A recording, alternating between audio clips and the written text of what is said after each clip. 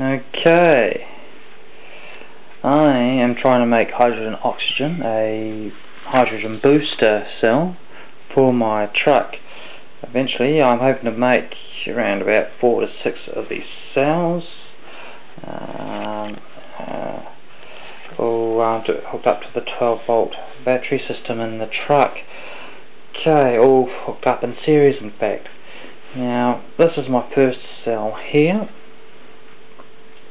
I've had it going for a wee while now.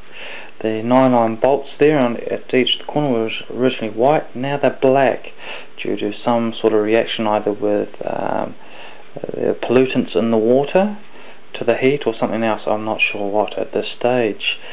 Notice the electrodes at the top. It's basically a stainless steel bolt with nuts and washers there hooked into alternate plates. Another thing to notice is that stainless steel plates, the positive ones are relatively clean compared to the negative plates. Negative plates are where the hydrogen is made, and the positive is where the oxygen is made.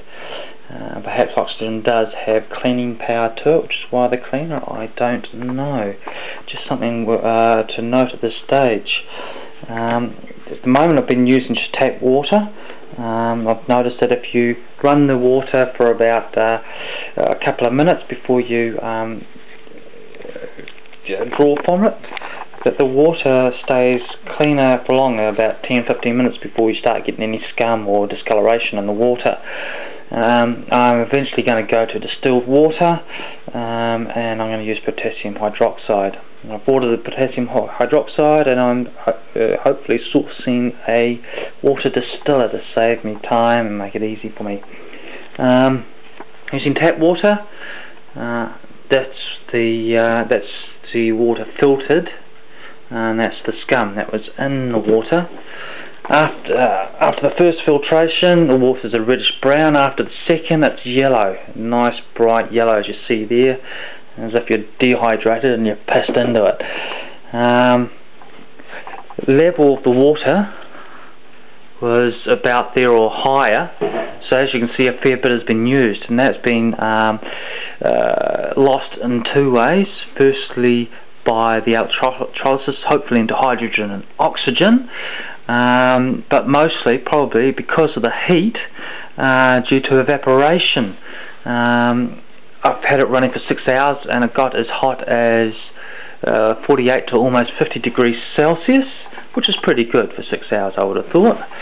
At that temperature it was running at about 7 amps off the top of my head. Now I've got this hooked up. It's running on a normal car battery, and I've hooked it up to the alternator, the charging unit as well. Temperature of the water is approximately it's between 9 and 10 degrees Celsius, which it says there is just above the fridge zone or frigid zone, or whatever you want to call it. Okay, now let's put it in and see this sucker work. Now this has been going for 20 hours plus.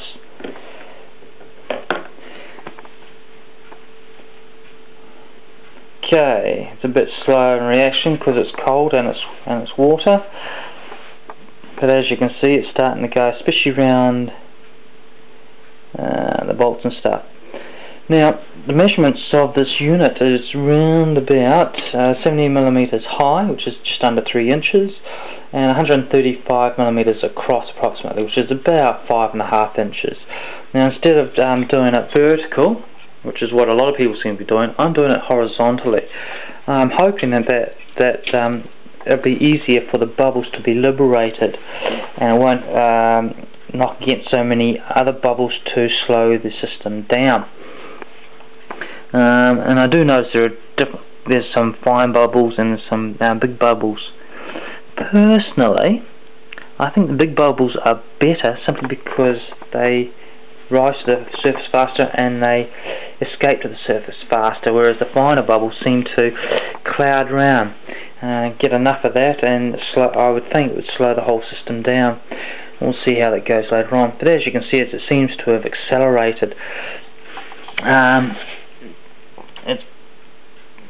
It's running at about just under 1.5 amps, and that's at about 13.5 volts. Okay, and that's basically cold, clear water. Now, pull it out.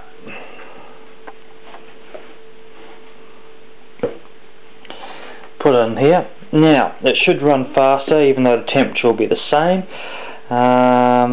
because the electrolytes, the natural electrolytes that are in the water already, are a lot more concentrated now, because the same amount of electrolytes for less amount of water.